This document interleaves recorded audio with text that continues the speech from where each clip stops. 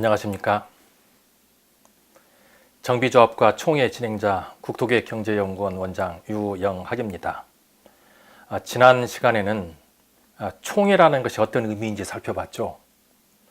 총회를 하는 것은 조합원 여러분들의 권리를 보장하기 위해서, 또 도시미주거환경정비법에 진행되는 사업의 합법적인 절차를 위해서, 또 조합원 여러분들의 갈등을 해결하고 또 합리적인 의사결정에 따라 조합 경영에 참여하는 제도로서의 총회가 꼭 필요하다는 얘기를 드렸고, 또 사업이 성공적으로 진행하기 위해서는 조합원 여러분들께서는 이 사업을 조합장이 하는 것이 아니고 총회에 반드시 참여하여서 조합 경영에도 함께 참여해야 된다는 것에 대해서 설명을 드렸습니다. 자, 이번 시간에는 사업 진행 과정에서 어떤 종류의 총회가 만들어지는지 한번 살펴보도록 하죠. 저희는 주택 재개발, 재건축 정비 사업을 진행을 하면서 통상 16번 정도 총회를 마쳐야 입주를 하는 것으로 알려져 있습니다. 그러면 왜 그렇게 많은 총회를 진행하게 되는지 살펴보죠. 사업 진행 절차는 도시미주거환경정비법에 잘 정리가 되어 있고, 지난 시간에 살펴본 것처럼 도시미주거환경정비법이 규정화되어 있으면서 사업 단계별로 이 단계에 이르게 되면 이때 안건을 만들고 여기에 맞는 총회를 개최해서 여기 결의가 되면 이 결의된 것을 다시 도시미주거환경정비법에 적용을 해서 사업을 진행한다고 얘기를 드렸죠. 그런데 이 총회를 분류하는 시각은 아주 많죠. 정시에 해야 될 것이냐 아니면 아무 때도 해도 되느냐에 따라서 정기총회와 임시총회를 나눌 수도 있고, 또 사업의 명칭에 따라서 창립총회니 사업시행인가총회니 관리처분총회니 시공자 선정총회니 이런 이름을 부를 수도 있고, 또 이 총회를 소집하는 사람의 주체에 따라서 어떤 총회인지 또 이름을 달리할 수도 있습니다. 근데 오늘 이 시간에는 사업 진행의 순서에 따라서 어떤 총회가 이루어지는지 한번 살펴보죠. 보통은 정비구역이 결정 고시가 되고 나면 우리는 준공을 향해서 사업을 진행하게 되죠. 구역 지정이 이루어지고 나면 보통 추진위원회를 구성하게 되고, 이 추진위원회에서 조합설립 동의서를 받은 다음에 우리가 보통 창립총회를 하게 됩니다. 그럼 이 창립총회를 하고 나면 조합에서 해야 될 일은 이 사업 진행 과정에서 반드시 사업시행 인가를 받아야 되는 것이 권리이고 의무이기도 하죠. 그리고 이 사업시행 인가를 받고 나면 조합에서는 신속하게 관리처분총회를 해야 되죠. 도시미주거환경정비법에서는 이 사업시행 인가 따로, 관리처분총회 따로 구별이 되어 있지만 실무적으로 사업을 진행하는 과정에서 들여다보면 사실 사업시행 인가총회와 관리처분총회는 한 덩어리로 보셔야 됩니다. 이때부터는 모든 것이 자금과 연결이 되기 때문이죠. 그리고 집이 다 지어지게 되면 준공을 앞두고 우리가 이제 해산총회를 함으로써 사업을 매듭을 짓게 됩니다. 이렇게 보면 추진위 단계에서 한 번쯤 할 수 있는 주민총회가 있을 수 있겠죠.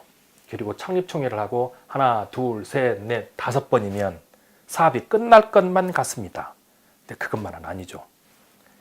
이 사업을 진행하는 과정에 임원을 선출해야 될 일이 생기죠. 표준정관이 변경됨으로써 임기가 3년으로 바뀌었습니다만 과거에는 2년이었습니다. 그런데 추진위원회가 구성이 되고 창립총회를 하는 과정이 2년 만에 되기는 어려운 조합들도 많았어요. 그래서 중간에 주민총회를 한 번 더 할 수도 있습니다. 또 지금 현재 서울시를 제외하고 다른 지방자치단체에서는 조합이 설립되고 나면, 이 창립총회를 하고 나면 조합에서 시공사 선정총회를 하게 되죠. 서울시에서는 사업시행 인가를 받은 후 시공사를 선정해야 됩니다. 그래서 부득이 총회가 한 번 더 삽입이 됩니다. 그런데 사업시행 인가를 받고 난 다음에 법이 변경이 되거나 컨디션이 바뀌었거나 또는 아파트도 유행을 타죠. 이 유행이 변화가 되면 사업시행 변경을 하자는 안건이 상정이 될 수 있어요. 이러면 또 사업시행 변경청회를 해야 되죠. 그런데 관리처분 총회는 통상 사업시행 인가를 받고 분양 신청을 하고 나면 분양 신청을 받은 걸 근거로 해서 관리처분 총회를 1회 진행을 하는데, 사업 진행 과정에서 2주가 완료되고 나면 착공을 하게 될 때 관리처분 변경 총회를 한 번 더 진행하게 되고, 입주를 앞두고 공사비를 확정하기 위한 관리처분 변경 총회를 한 번 더 진행하게 됩니다. 그런데 이 사이에서 다행히 이와 같은 총회를 진행을 할 때 임기 순서와 맞아 떨어지면 3년마다 임원 선출을 함께 진행을 할 경우에는 총회 횟수가 좀 줄어들 수 있겠지만 중간에 임원 선출에 대한 총회를 별도로 진행할 수 있습니다. 이런 조합은 아무 사고 없이 사업을 진행하는 경우죠. 근데 사업을 진행하다 보면 소위 말하는 비대위라는 것이 만들어집니다. 그래서 해임을 하자고 덤벼요. 그러면 또 해임 총회를 하게 되면 해임을 하고 나면 새로 뽑아야 됩니다. 자, 이런 일이 한 번만 있으면 좋겠는데 이런 일이 두어 번씩 발생되는 것이 또 조합의 특성이죠. 동그라미 세워보십시오. 보통 16번 정도 총회를 해야 입주를 하게 된다는 거죠. 그런데 이 총회는 많이 할수록 좋을까요? 꼭 그것은 아니죠. 이 총회는 그 사업 진행 단계에서 총회를 개최하는 것이 좋습니다. 또 총회는 80% 준비와 20% 실행입니다. 따라서 이 총회를 준비하시는 분들은 꼼꼼히 따져서 문제가 발생되지 않도록 총회를 개최하는 것이 아주 중요하죠. 지금 현재 조합에서 발생되는 소송이 아주 많죠. 200건 정도 소송이 발생이 되면 그중 140건 정도가 총회에 관련된 소송이 발생이 됩니다. 그 소송이 발생되는 건은 아주 많죠. 소집권자가 소집을 했느냐, 기간이 맞았느냐, 안건이 맞느냐, 이런 것들이 모두 다 소송거리가 되는 겁니다. 따라서 이 소송이 법에 문제되지 않고 완벽하게 잘 진행될 수 있도록 살펴야 됩니다. 따라서 이런 것들에 대해서 궁금하시면 문의하세요. 그러면 소송에 말리지 않는 총회가 될 수 있도록 충분히 준비를 해드리겠습니다.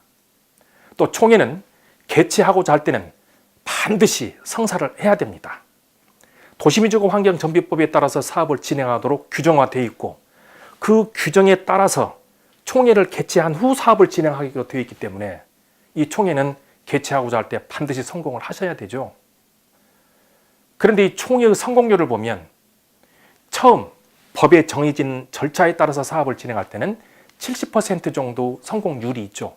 그래서 보통 우리는 총회를 개최하면 별다른 일이 없으면 총회는 무사히 이루어질 것이다, 이렇게 안도를 합니다. 그런데 여차한 일로 인해서 총회가 이루어지지 않아서 동일한 내용을 다시 총회에 상정하게 되면 성공률은 40%로 떨어지게 되죠. 이게 현실입니다. 이미 부결된 총회에서 조합원들을 설득한다는 것은 매우 힘든 일이죠. 따라서 총회 준비 과정부터 꼼꼼히 잘 살펴라는 뜻이죠. 그런데 여차여서 이 총회가 또 무산이 되면 이제 성공률은 20%로 줄어들게 되죠. 성공은 거의 불확실하게 됩니다. 그래서 도시민주공환경정비법에서도 2번에 걸쳐서 성원 미달이 될 경우는 대의원에서 총회를 대행하도록 되어 있습니다.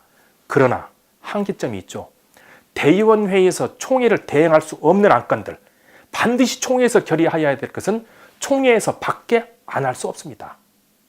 그럼 이 조합은 사고 현장이 되는 거죠. 따라서 이 총회 관련해서 꼼꼼히 준비하시고, 자, 성공적인 총회를 위해서 준비하시고 계신다면 문의하시면 관련된 자료는 충분히 제공해 드리고 성공적인 조합이 될 수 있도록 도와드리도록 하죠. 자, 오늘은 총회에서 진행되는 과정에 어떤 내용 총회가 발생이 되는지에 대해서 살펴봤습니다. 감사합니다.